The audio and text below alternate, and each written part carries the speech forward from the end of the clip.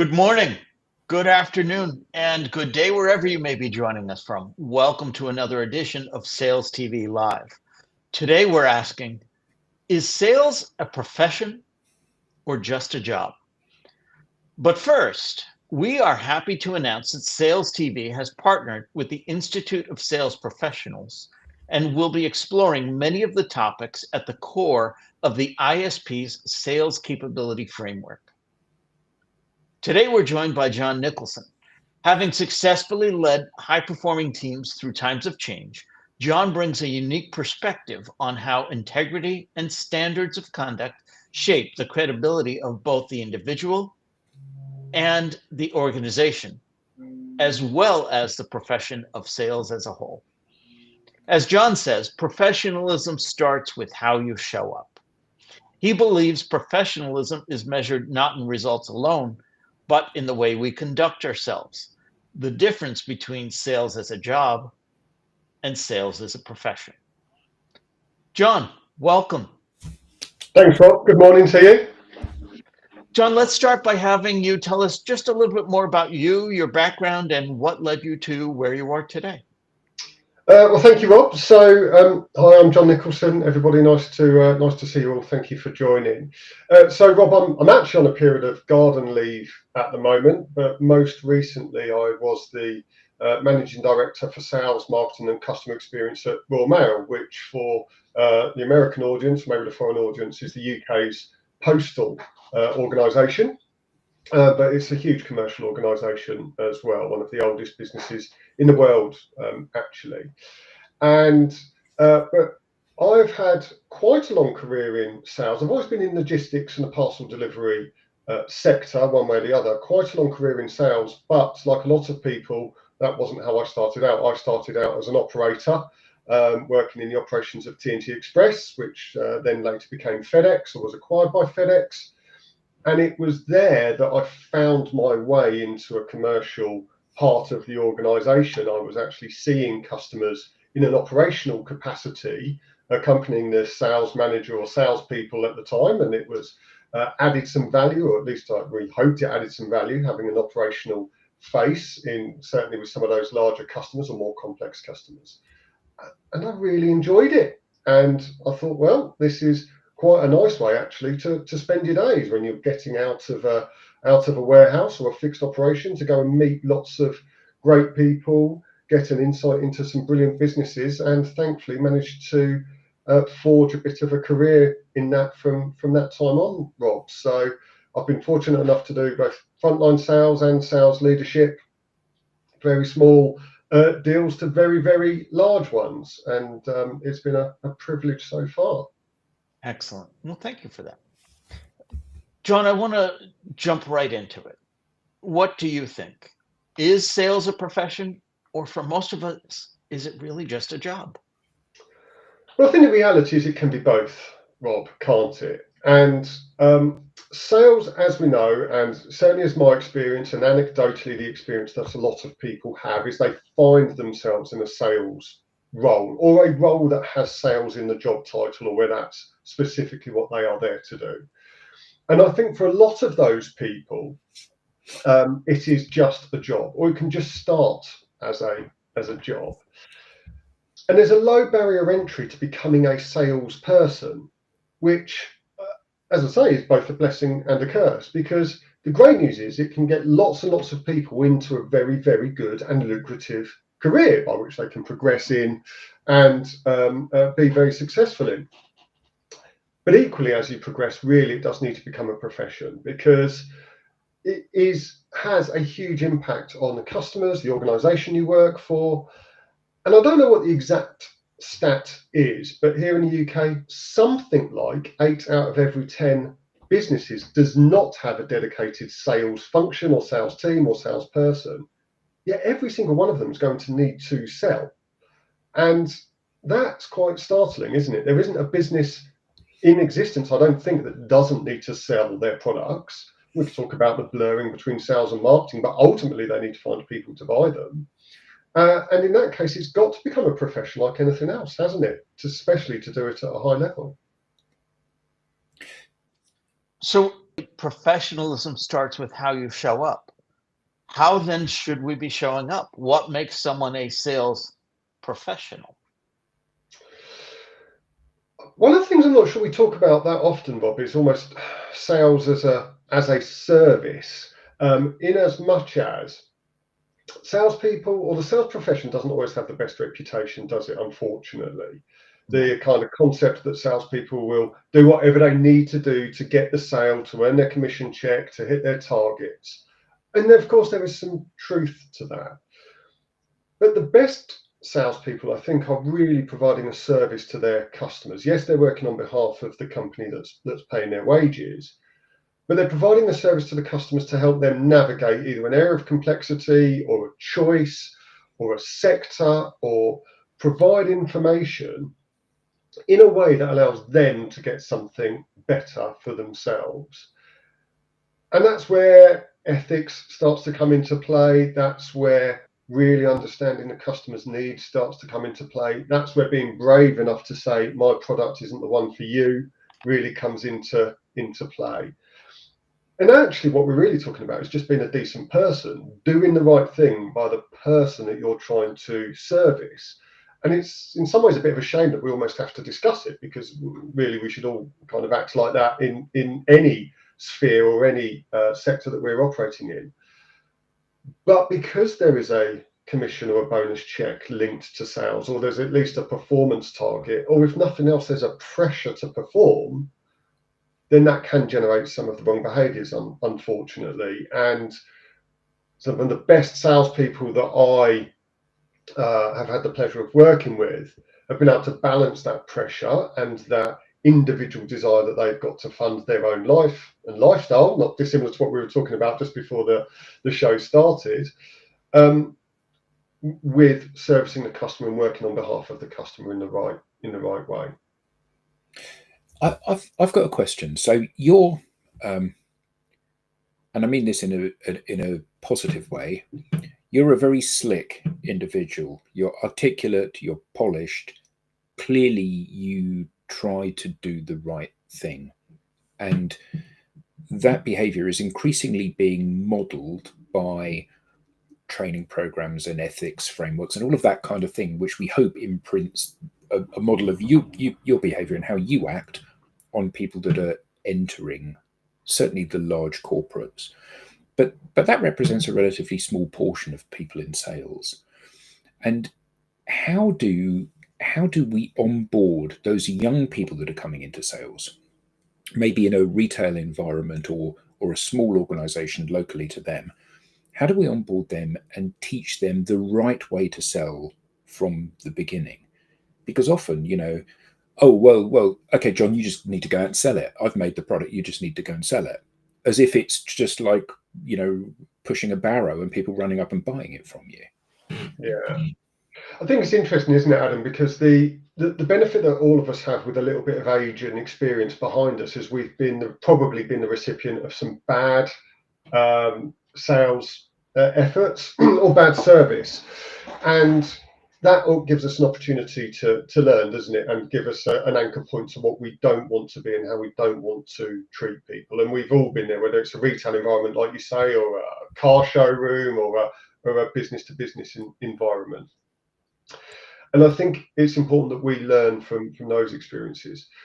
The point about bringing young people on is something I'm really passionate about, but I think it's a really, really important one. And it gets to the heart of whether people are choosing sales as a career. And I accept that maybe in a professional B2B environment or B2C environment, or in the SaaS world, then there might be some people making that choice of sales as a career. In the retail environment you describe, and it's too easy to generalize, people probably aren't. They might be looking for a part-time job whilst they're at college or university or so on or so forth. And it's a means to an end.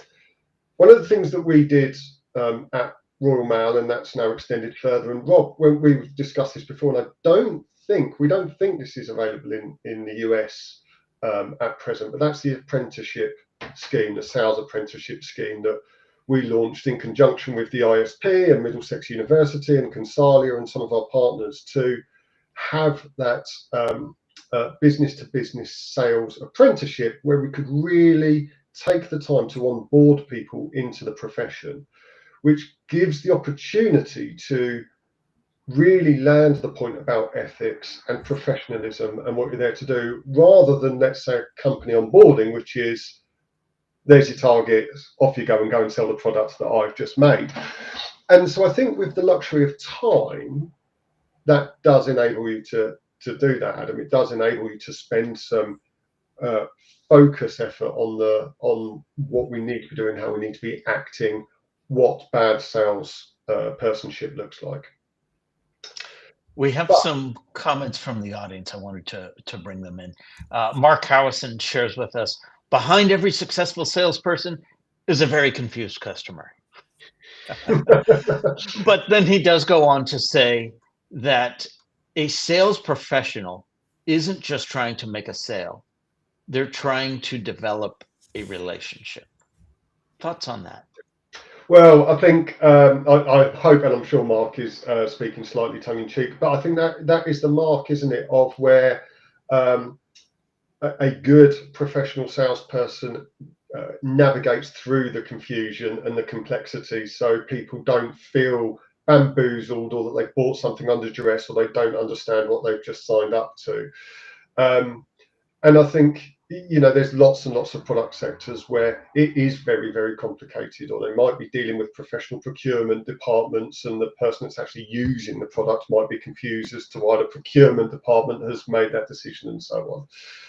The relationship point's a really interesting one, isn't it? Because of course there is two schools of thought here, which is a positive relationship. So you and I, Rob, might get on very, very well, and we might really enjoy each other's company, but you might never. We do, yeah, no, absolutely, we do.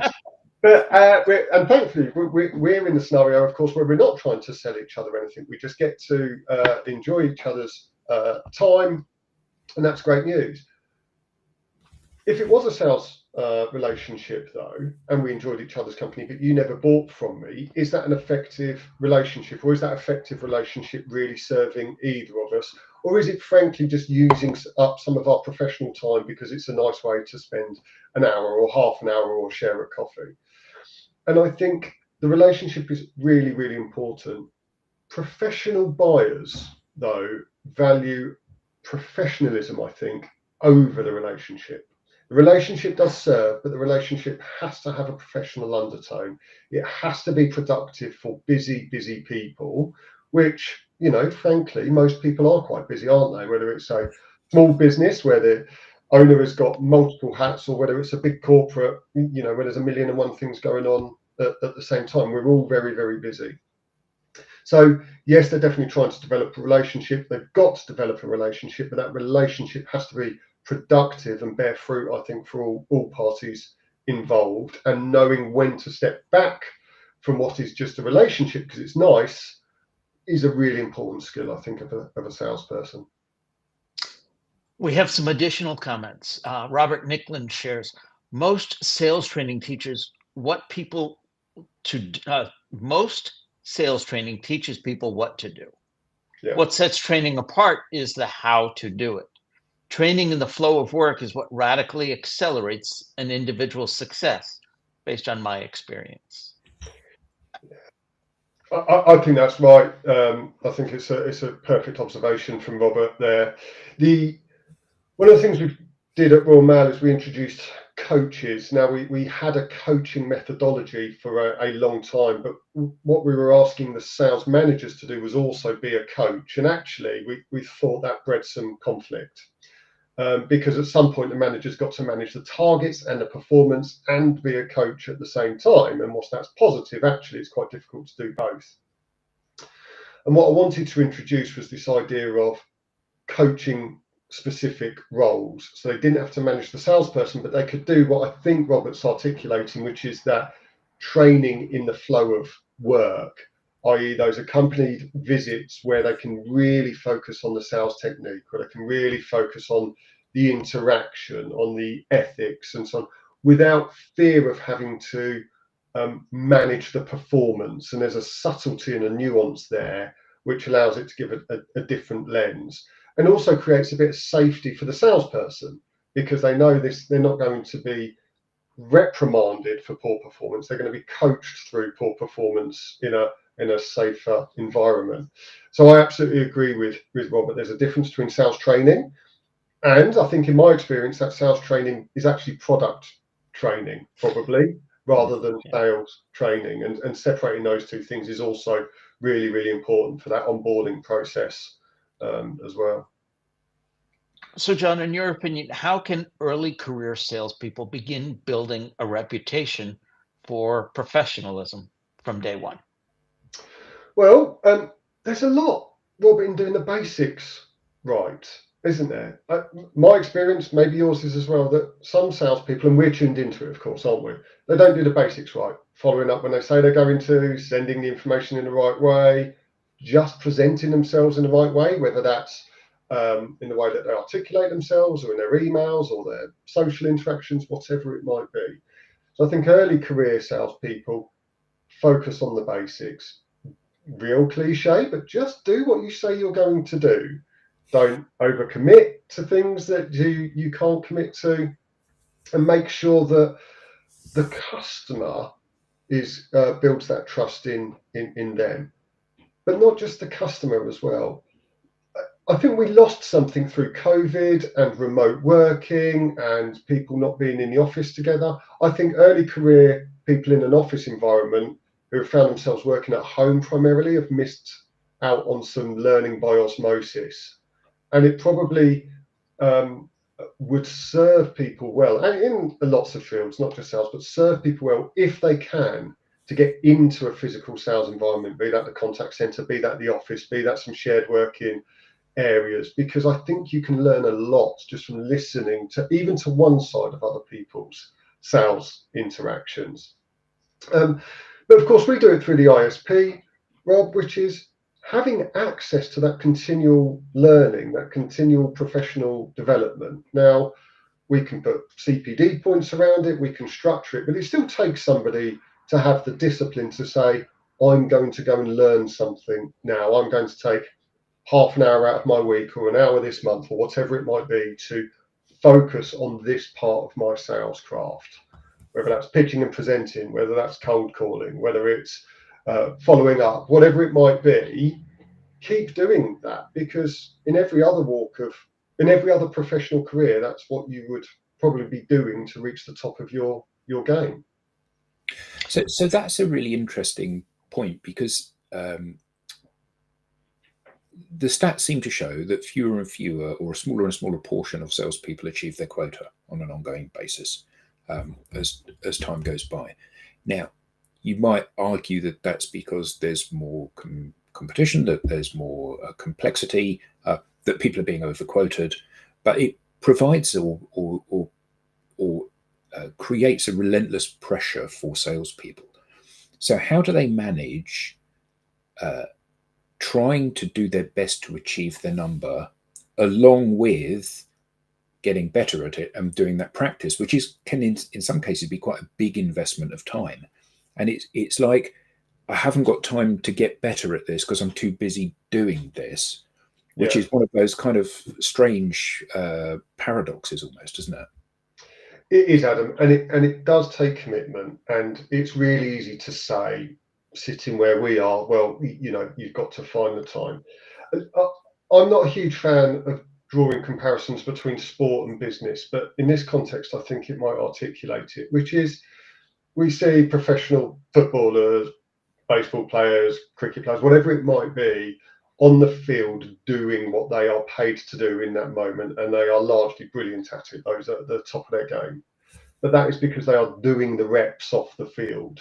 They are working with their coaches to get better. They're already, in theory, at the top of their game if they're a professional sports person.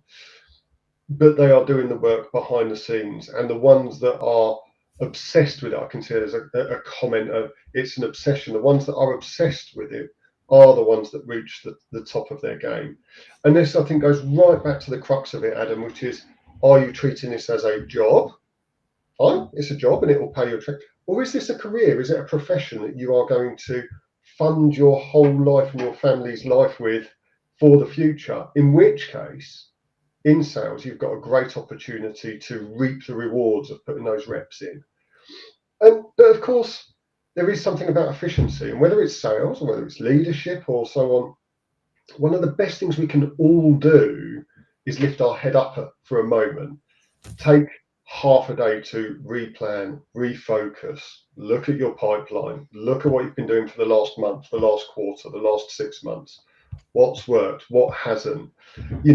Some of that self-critical analysis, supported by some of the training that's hopefully out there, can really then pay dividends. Taking a day to train yourself or learn a new technique could buy you a week, a month, 2 months in productivity afterwards, depending on what it is. So I think it is probably worth that investment. But you can't do it all at once. You've got to learn it, practice it. No, but I think that, again, one of the challenges potentially coming back to this new people coming into sales, often, like you said, it's a job, it's a stopgap until I do the thing that I really want to do. So, when you started in sales, you didn't think, I see a rosy future my entire life in sales. And now you're, at the ripe old age of 27. 58, Adam, 58. No, but when we get into our sort of age and we can look back over our career, we often think, I didn't think I'd still be doing this 10, 20, 30 years after I started doing this.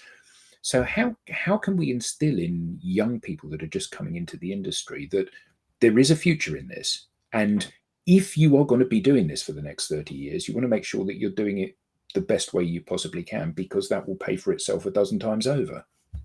Yeah, and it's really easy to give advice, and we've all been young, of course, and my kids are kind of 18 and 23, 24, and you try and give them the benefit of experience, and the reality is they've got to go and learn a lot of that themselves, haven't they? Yeah.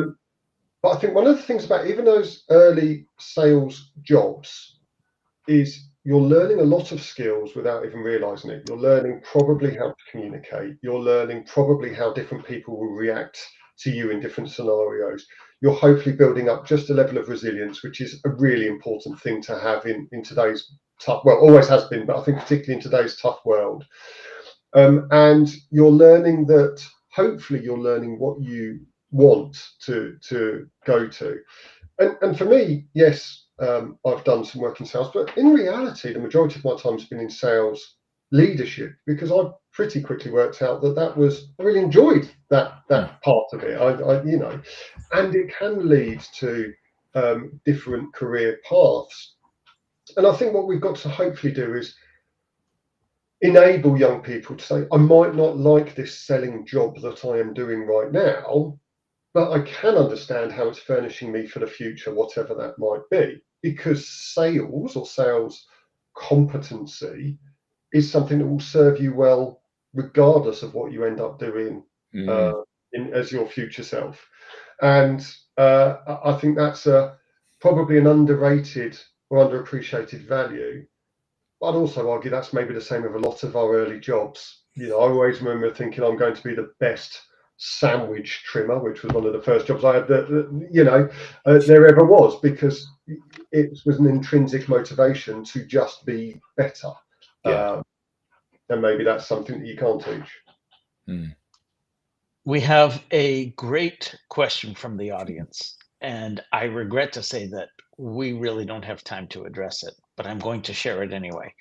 Martin Smith asks, what's the panel's thoughts on sales manager coaching being augmented using agentic AI?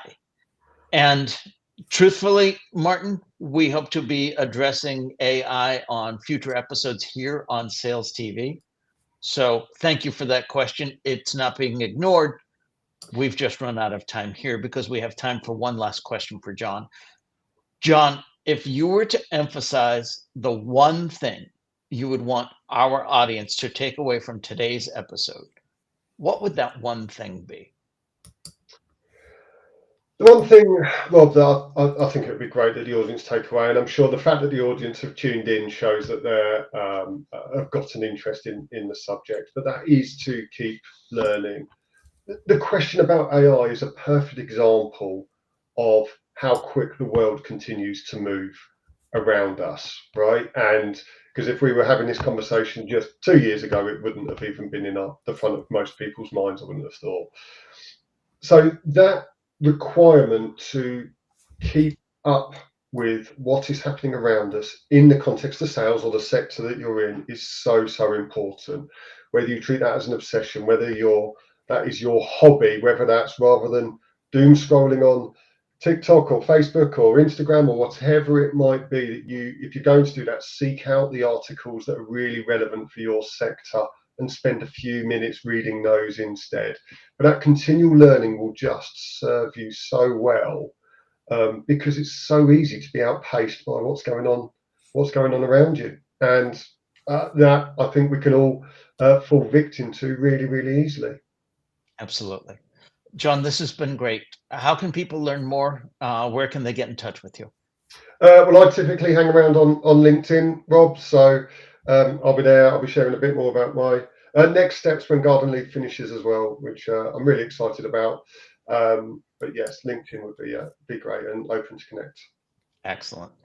If you liked what you heard today, please take a moment to leave a review on Apple Podcasts, Spotify, Substack, or YouTube. Let us know what you think and what you'd like to learn more about. Your feedback helps us reach more people like you and fulfill our mission of elevating the profession of sales.